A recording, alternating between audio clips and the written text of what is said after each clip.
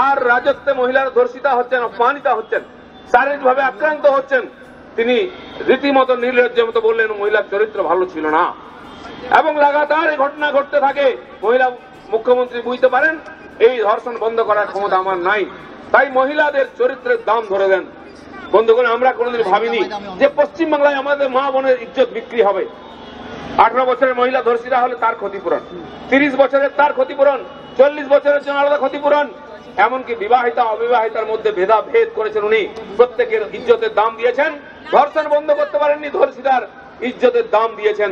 এই যে বাংলায় চলছে মহিলাদের উপর অত্যাচার লাগাতার বেড়ে চলেছে। দিদিমণি বলছেন দুষ্টু ছেলেদের কাজ। দিদিমণির এই দুষ্টু ভাইরা রাস্তায় মহিলাদের হাত ধরে টানছে, কাপড় ধরে টানছে। মেয়েরা টিউশন গেলে যতক্ষণ না ফিরে আসেন চিন্তায় থাকি। মেয়েরা যত স্কুল কলেজে গেলে যতক্ষণ না বাড়ি ফিরে আসে তার অভিভাবকরা চিন্তায় থাকেন।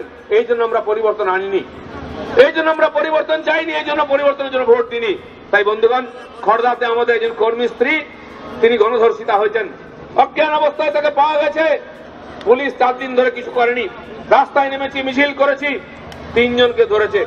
তার মধ্যে একজন দোষী বলে স্বীকার করেছে এবং তার মুখ দিয়েও মহিলার চরিত্র সম্বন্ধে উল্টোপাল্টা কথা বলানো হচ্ছে।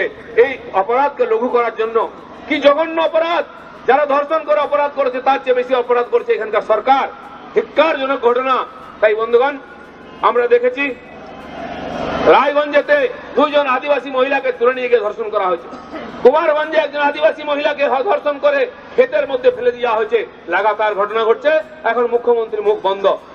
আর কোথায় হরিয়ানাতে কে একজন মারা গেছে, তার জন্য রাস্তায় নেমে ঘেমে যাচ্ছেন, দিনের পর দিন স্টেটমেন্ট দিচ্ছেন।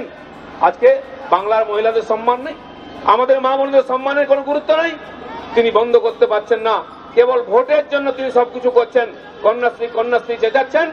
আজকে 12 বছর, 13 বছর, 14 বছরের মেয়েদের জোর করে বিয়ে দেওয়া হচ্ছে। আমরা বিদ্যাসাগরের আমলে, রামমোহনের আমলে শুনেছিলাম বাল্য বিবাহের কথা। বালিকাদের বিয়ে দেওয়া হতো, বিধবা হয়ে গেলে বিধবা বিবাহ হতেন বিদ্যাসাগর। আজকে 200 বছর পরেও সেই বাল্য বিবাহ শোনা যাচ্ছে।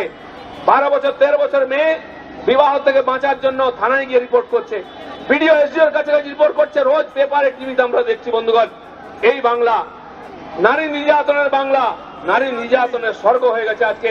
এই বাংলার পরিবর্তন চাই। তাই আজকে আমরা সারা বাংলা জুড়ে সমস্ত জেলা কেন্দ্রে বিক্ষোভ প্রদর্শন করেছি।